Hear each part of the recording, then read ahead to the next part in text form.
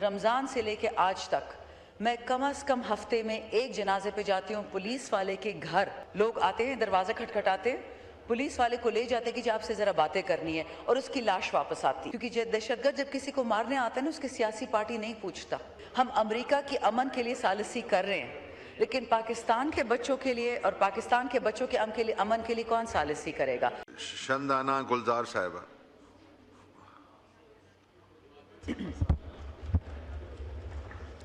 بہت شکریہ جناب اسپیکر. میں اسپیسیفکلی جو کٹ موشنز ہیں 4950 اپنے حلقے کے حوالے سے بات کروں گی. میں نے 2 چیزیں پٹ فارورڈ کی تھیں اور اس میں تمام ہاؤس کے سامنے یہ پیش کر رہی ہوں. یہاں ایسا کوئی ایم این اے نہیں بیٹھا ہوگا جو میں بات کرنے جا رہی ہوں وہ اس سے اختلاف رکھے گا. اسپیکر صاحب, 2 چیزیں جو میں نے مینشن کی ہیں وہ یہ ہیں کہ جو N30 کے لیے کوئی ڈیولپمنٹ پیکج نہیں ہے, یہ پشاور 4 ہے, اور انٹرنیٹ ہمیں نہیں میسر کی جا رہی. اب جناب اسپیکر, یہ جنرل مشرف کی اور امریکہ کی لڑائی تو بعد میں آئی. جب پاکستان بنا اور جموں و کشمیر کی آزادی کے لیے کسی کو بھیجنا تھا تو یہی قبائل تھے میرے حلقے حسن خیل کے, ان کو بھیجا جاتا تھا, اور آج بھی وہ لوگ فرنٹ لائن پہ ہیں. اب اسپیکر صاحب, تھوڑا سا گلا شکوہ بنتا ہے وفاقی حکومت سے.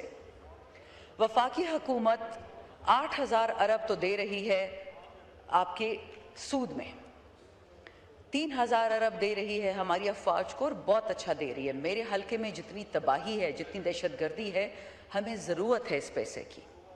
لیکن غم اس بات کا ہے اسپیکر صاحب کہ جو 1,000 ارب رکھا گیا ہے سارے پاکستان کی PSDP کے لیے, یعنی ترقیاتی کاموں کے لیے, وہ پورے کے پورے 6 صوبے جس میں آزاد جموں کشمیر, بیچارہ آزاد جموں کشمیر اور گلگت بلتستان کو بھی میں ڈالتی ہوں, اس کا کتنا حصہ ملے گا سڑکیں بنانے کے لیے, اسکول بنانے کے لیے, ہسپتال بنانے کے لیے؟ اسپیکر صاحب, کون سا ایم این اے ہے جو اسکول نہیں مانگتا؟ کون سا ایم این اے ہے جو ہسپتال نہیں مانگتا؟